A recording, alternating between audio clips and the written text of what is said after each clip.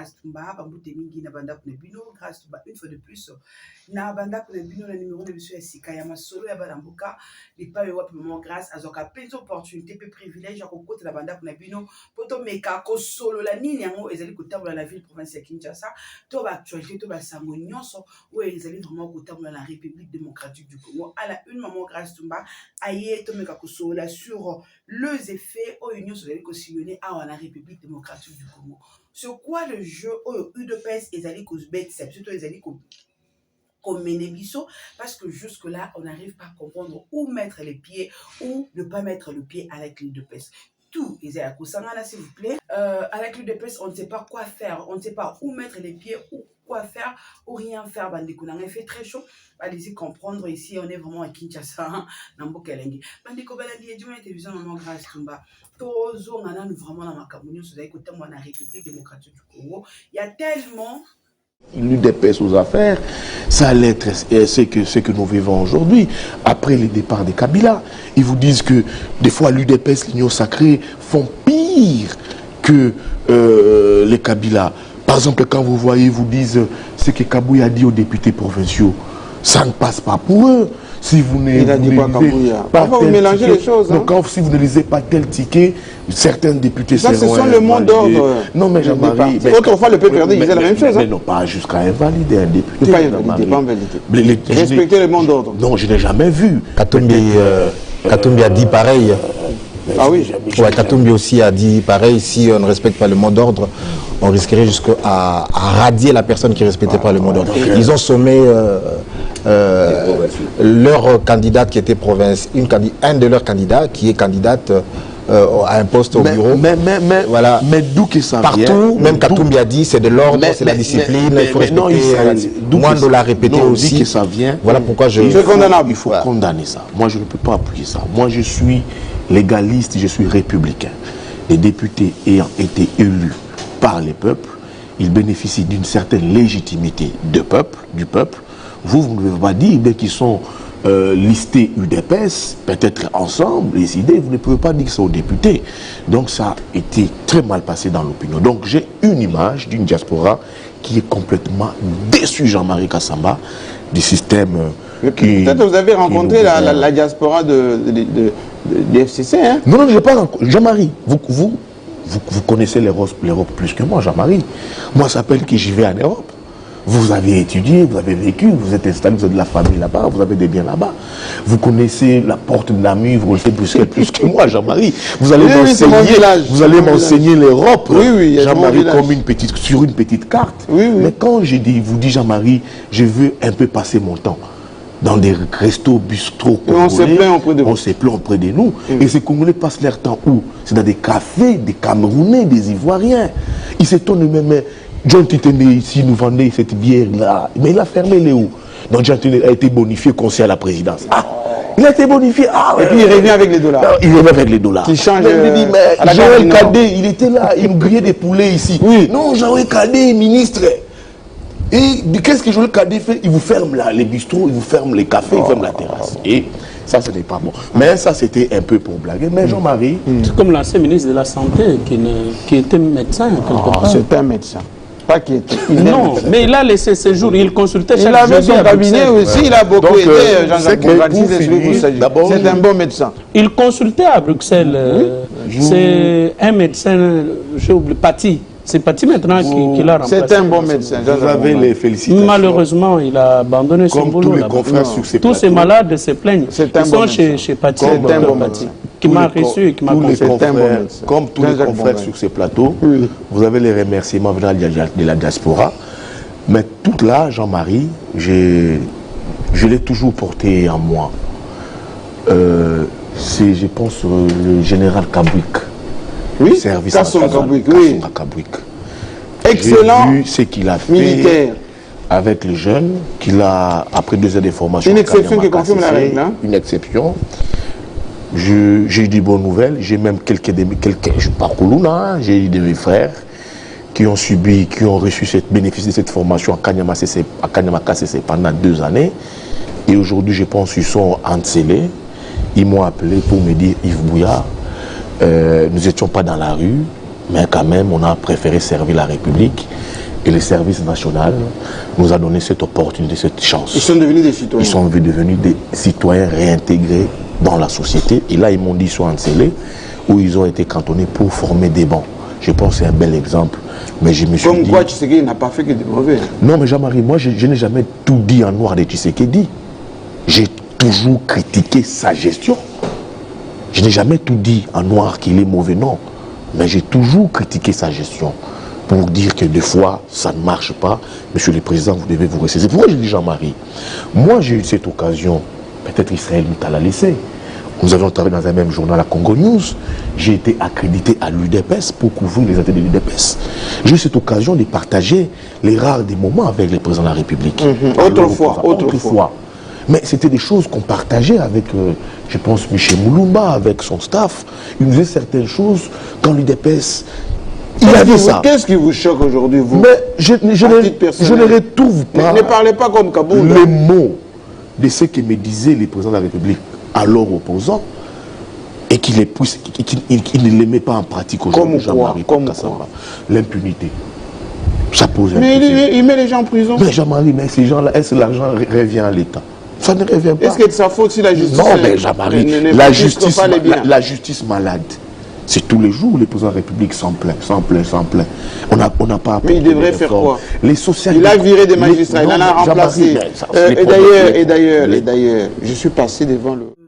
Là, c'est mon fils qui vient de me faire ça parce qu'il fait tellement chaud. Il y a tellement, quand je dis tellement, il y a tellement de problèmes où ils allaient pour le Canada en République démocratique du Congo.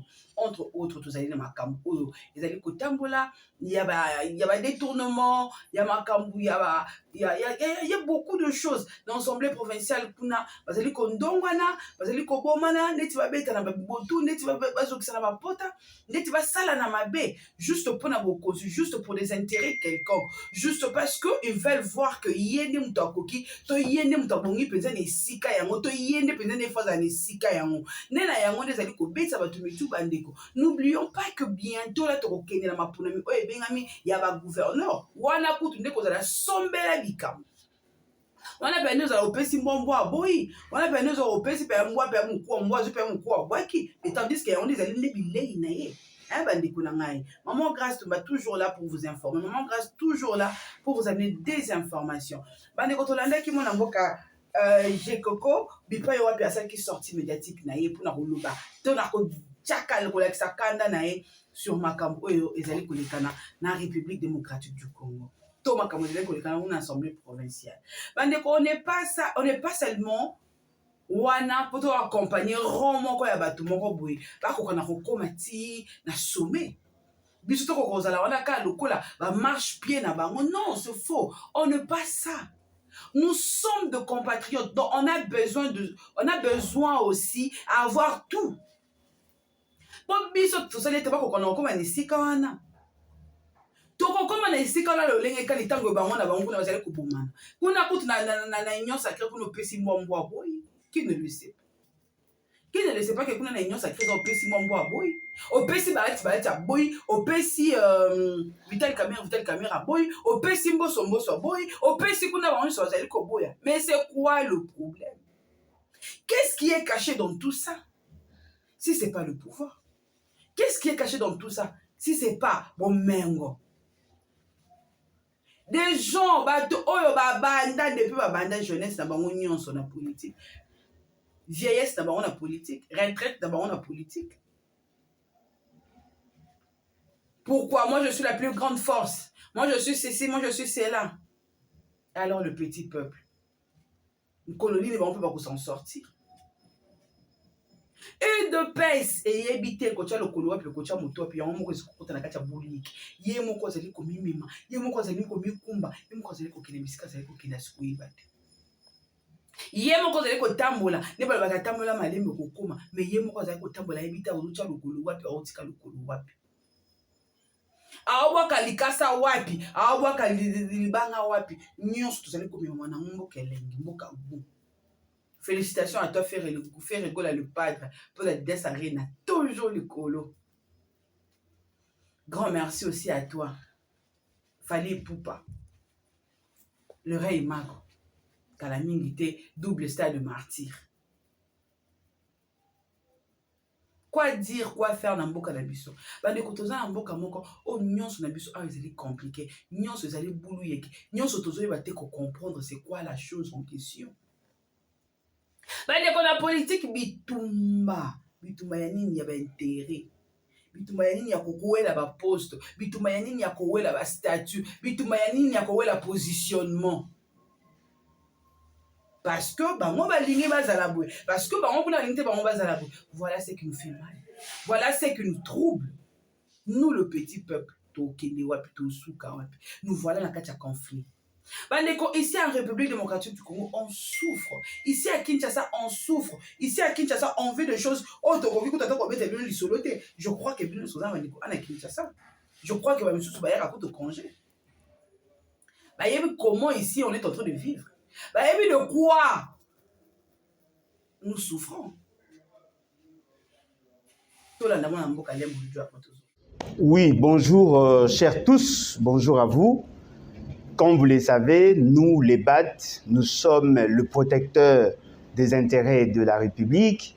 Nous sommes de ceux qui portons la vision du pays, la vision du développement. Et naturellement, nous ne faisons pas que de critiques, mais nous faisons aussi des propositions par rapport à la gouvernance, par rapport aux réalités de notre pays.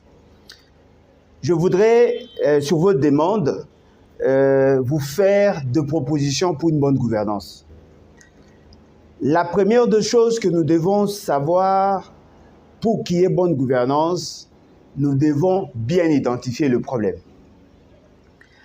La deuxième chose que nous devons faire, c'est de répertorier toute la potentialité, tout le moyen à notre possession.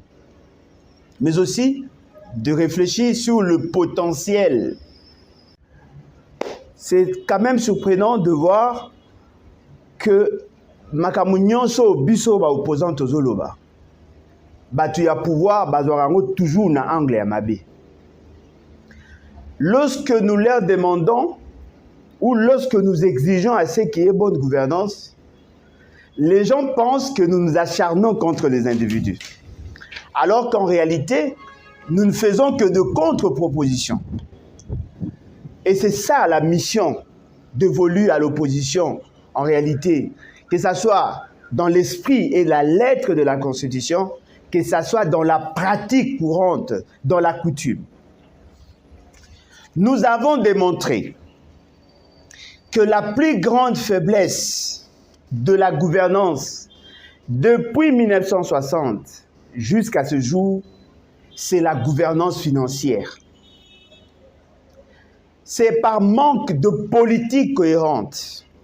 Il y a finance publique qui justifie dans une large mesure la situation que nous vivons aujourd'hui.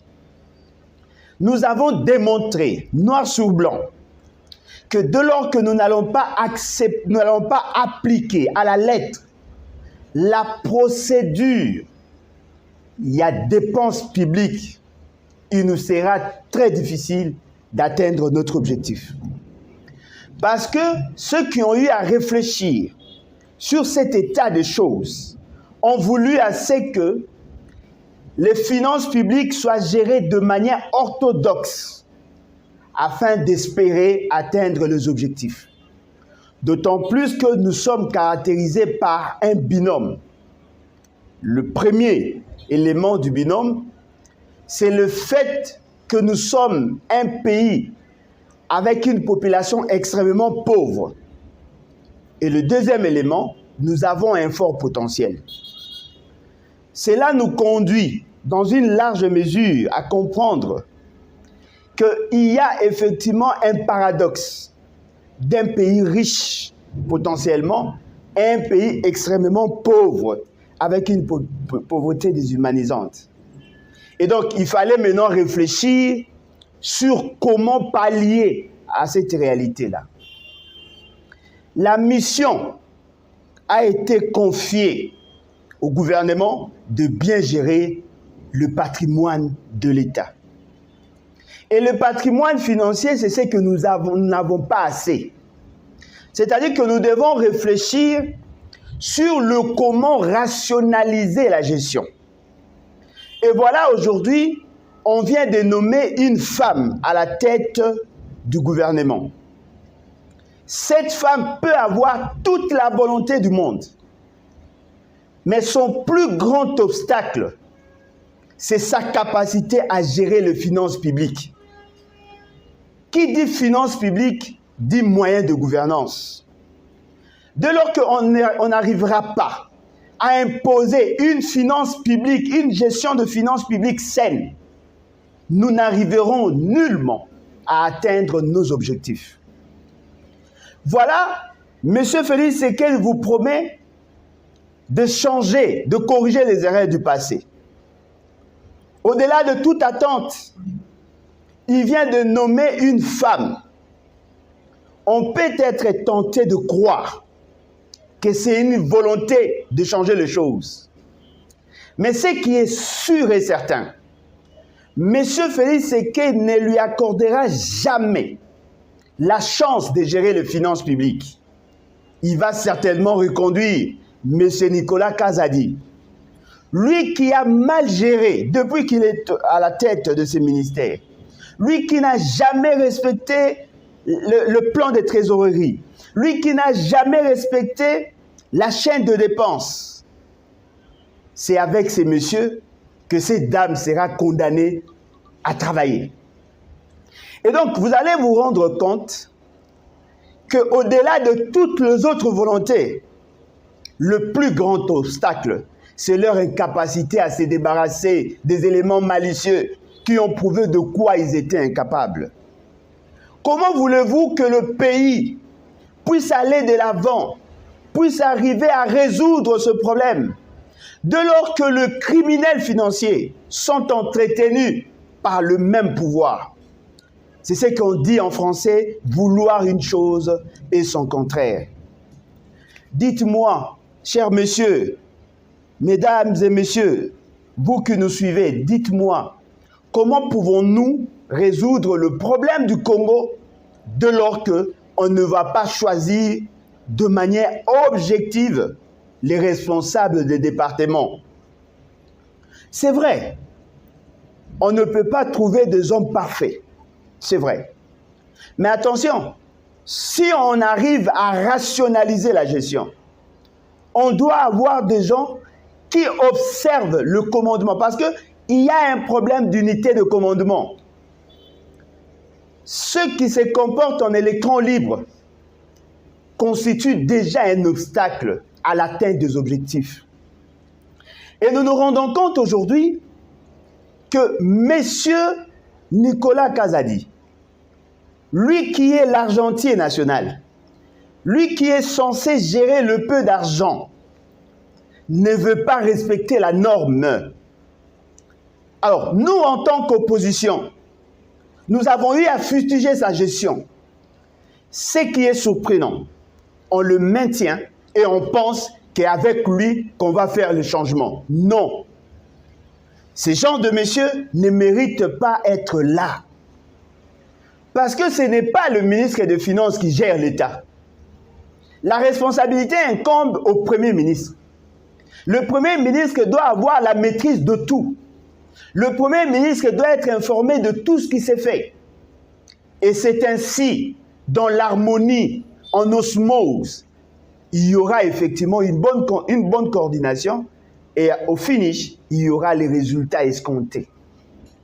Dès lors qu'il y aura des électrons libres, comme M. Nicolas Kazadi, lui qui se permet d'effectuer des dépenses qui ne sont pas contrôlées par le chef du gouvernement, qui a la responsabilité de coordonner toutes les actions au regard des dispositions pertinentes de l'article 93 de la Constitution, eh bien, on va assister de lors à un gouvernement parallèle, un gouvernement qui va empêcher à ce que celui-ci atteigne ses objectifs. Et la population n'aura que ses yeux pour pleurer. Comme vous le savez, les besoins sont multiples, mais ce sont les ressources qui sont rares. Et naturellement, il faudrait gérer rationnellement. C'est le chef du gouvernement qui est censé coordonner toutes les actions. Ce n'est pas pour rien qu'on a fait du Premier ministre le chef du gouvernement. Ce n'est pas pour rien l'article 93 insiste sur sa capacité de coordination. Et donc, vous comprenez avec moi que le plus grand obstacle, le plus grand défi de ces gouvernements qui arrivent, c'est son incapacité à se débarrasser de M. Nicolas Kazadi. Et si nous le disons, parce qu'il y a autant d'affaires, autant de dossiers que nous avons eu à condamner, à fustiger, et nous nous rendons compte que ce monsieur est intouchable. Ce monsieur est intouchable, ce monsieur ne peut pas être remplacé, et apparemment au niveau de l'Union sacrée, il n'y a plus d'intelligence. La seule intelligence qu'il y a pour gérer les finances, c'est ce monsieur qui a une moralité douteuse. Nous comprenons par là que c'est fait à dessein et les gens ne veulent pas changer les choses. Si cette dame, Madame Judith Toulouka, a effectivement la volonté de mieux faire les choses, son plus grand défi reste celui d'écarter M. Nicolas Kazadi. Si ce monsieur n'est pas écarté, toute autre chose restant échangée, ça sera déjà le début de l'échec. Nous ne souhaitons pas que ce gouvernement échoue, parce que l'avenir de toute une nation en dépend. Mais nous constatons avec regret que ce monsieur risque de se pérenniser au pouvoir au détriment de tout le monde. Il ne suffit pas seulement de le permettre, non. Il faudrait l'extirper du système. Mais en même temps, ouvrir des enquêtes et faire en sorte que ces derniers soient traduits en justice pour de crimes graves commis volontairement par lui. S'il n'y a pas de justice, s'il n'y a pas de sanction contre ces messieurs, nous allons tout simplement comprendre qu'il y a une volonté manifeste à entretenir les criminels d'État. Et la responsabilité va incomber au gouvernement, mais aussi au président de la République. Parce que nous pensons ouvertement et clairement que le changement s'est construit avec des valeurs. Tous ceux qui soutiennent ces messieurs,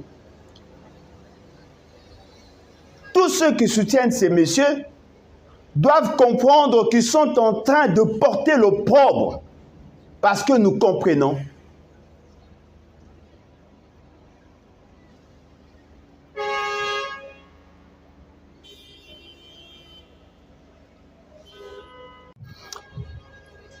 voilà. Basigne, Yaliboso, indice, oyo koki kolakisa na yo peuple, que M. Félix Tshisekedi azali effectivement na souci, il y a quoi atteindre les 6 objectifs, ou sinon les 6 points oyo yé à se fixer en tant qu'objectif. Basigne Yaliboso, c'est sa volonté à se débarrasser des éléments malicieux. Pour créer des emplois, pour construire des infrastructures, pour bien payer les militaires, pour soutenir l'entrepreneuriat des jeunes, pour donner des logements à la population, pour que la ville devienne propre, il faudrait imposer une discipline en matière de finances publiques. Dès lors que M. Félix Tshisekedi a continué à soutenir Batu Oyo Basali Mabe, non seulement na yé, mais à toute la République, dans leur manière de gérer les finances publiques, dès lors qu'il ne va pas s'en débarrasser, comprenez que cela est déjà un début de l'échec. La dame qui vient d'accéder au pouvoir a effectivement la responsabilité, non seulement politique, non seulement constitutionnelle, et surtout sociologique, de réussir. Parce que si elle échoue, eh bien, elle va ternir l'image de toutes les femmes. En elle-même, c'est un défi pour la femme. Toutes les femmes attendent à ce qu'elles réussissent pour que le défi, le message d'Abango, éduquer une femme, c'est éduquer une nation, et ça a une réalité. Fort malheureusement, il y a des signes qui ne trompent pas. Le signe prémonitoire de l'échec. Cette dame n'a pas la capacité de faire partie Nicolas Kazadi de ses fonctions. Cette femme n'a pas la capacité de se débarrasser de tous les éléments malicieux. On va lui imposer des gens qui n'auront pas apporté la même vision qu'elle. Je suis sûr et convaincu, au regard de tous les éléments d'information à notre possession, si ce monsieur est reconduit, si ce monsieur n'est pas traduit en justice, au regard des crimes commis par lui, ça sera déjà le début de l'échec. Alors, nous, de l'opposition, nous qui observons de loin et de près cette gouvernance, nous nous rendons compte qu'il n'y a pas une volonté manifeste de la part de ces gouvernements, et même du gouvernement qui vient bientôt là, à changer les choses pour l'intérêt de la nation. Comment peut-on expliquer en ces moments précis, au regard de réalité de notre pays, que nous puissions voir dans les propositions qui circulent sur les réseaux sociaux, que l'on revienne sur le nom de Nicolas Kazadi, c'est monsieur qui a eu à occasionner la mégestion, la malversation financière sur la liste de ceux qui seront promus au gouvernement. Devons-nous comprendre que c'est une volonté développée par ces régimes à nous maintenir dans une situation de pauvreté, de précarité? Comment quelqu'un qui a démontré à la face du monde toutes ses incapacités à bien gérer les finances publiques, dont est tributaire toutes les autres actions. Aujourd'hui, nous apprenons que ce monsieur a l'intention d'aller chercher l'accompagnement ou sinon l'appui du Fonds monétaire international pour qu'il soit cette fois-là plébiscité meilleur ministre en charge de finances. Nous devons tous savoir qu'il y a un paradoxe entre la publication du Fonds monétaire international et les réalités vécues sur le terrain. Parce qu'aucun agrégat macroéconomique ne peut nous démontrer la profondeur, la sévérité de la situation de précarité, de pauvreté que vit la population. Attention, nous savons comment on manipule les chiffres. Mais ce qui est vrai, le meilleur indicateur, c'est la stabilité du taux d'échange. C'est la stabilité de prix sur le marché. C'est la stabilité du système de rémunération des agents. La stabilité de la monnaie. Le système financier aujourd'hui est instable. Alors, comment peut-on plébisciter meilleur ministre en charge de finances? Quelqu'un qui a occasionné la malversation financière. Quelqu'un qui n'a pas voulu respecter l'unité de commandement du gouvernement. Quelqu'un qui a facilité le détournement de fonds publics. Et aujourd'hui, on veut nous donner l'impression comme si ce monsieur était un bon monsieur, un bon citoyen, et il doit être reconduit. Ça, c'est le plus grand péché du régime Tshisekedi. Et nous pensons qu'il est temps pour que la nation prenne à bras le corps cette question. Il est temps que M. Félix Tshisekedi, qui prétend vouloir changer les choses, il est temps de se débarrasser des éléments malicieux. Il est temps pour que ce nouveau gouvernement qui arrive évite à sombrer dans l'accoutumance, dans le pratique qui impose la mauvaise gouvernance. J'exige à ce que le procureur général près la Cour de cassation se saisisse du dossier au plus vite afin que M. Nicolas Kazadi soit poursuivi pour des crimes que nous venons d'évoquer bien avant. Et nous pensons que comme ça, nous pouvons prendre les risques de faire confiance à ce gouvernement qui arrive. Au cas contraire, nous allons justement constater la complicité de tous les régimes, de toute l'union sacrée, et la population n'aura qu'à tirer les conséquences qui vont s'imposer. Voilà.